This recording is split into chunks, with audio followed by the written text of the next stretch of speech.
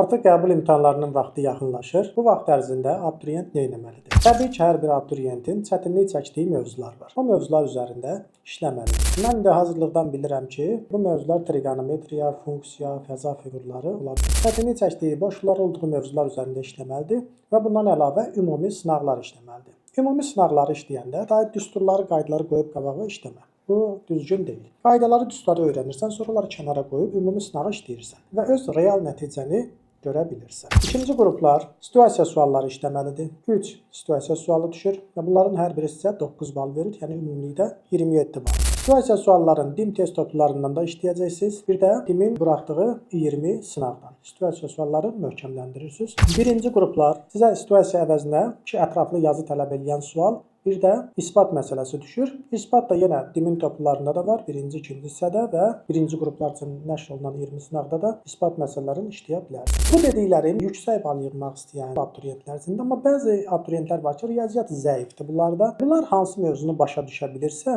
o mövzuları işləsin. Yəni görürsən ki, artıq sən bu mövzunu öyrənə bilmirsən. Hansısa məsələn trigonometriyadır, teoremədir, ibtidai funksiyadır. Bu mövzuları artıq öyrənə bilmirsənsə, sən orada vaxtı itir. Hansı mövzuları başa düşə bilirsənsə, onları üzərində işləməlisən. Məsələn, riyaziyyatda müstəqil mövzular var, yəni heç bir şeylə əlaqəsi olmayan mövzular var. Ehtimal nəzəriyyəsidir, kompleks ədədlərdir, vektorlardır, bir də silsilə mövzusudur. Bu 4 mövzu bilirsiniz ki, digər bölmələri bilməsəz də bunları öyrənə bilərsiniz. Yəni imtahana qədər həyəcanlanmaq lazım deyil, sadəcə planlı şəkildə işləmək lazımdır. Sonda onu da qeyd edeyim ki, yaxın günlərdə biz yay qruplarımızla dərslərə başlayırıq. Dərslərə qoşulmaq üçün 055 597 0151 nömrəsinə yaza bilərsiniz. Sağ olun, hər birinizə uğurlar.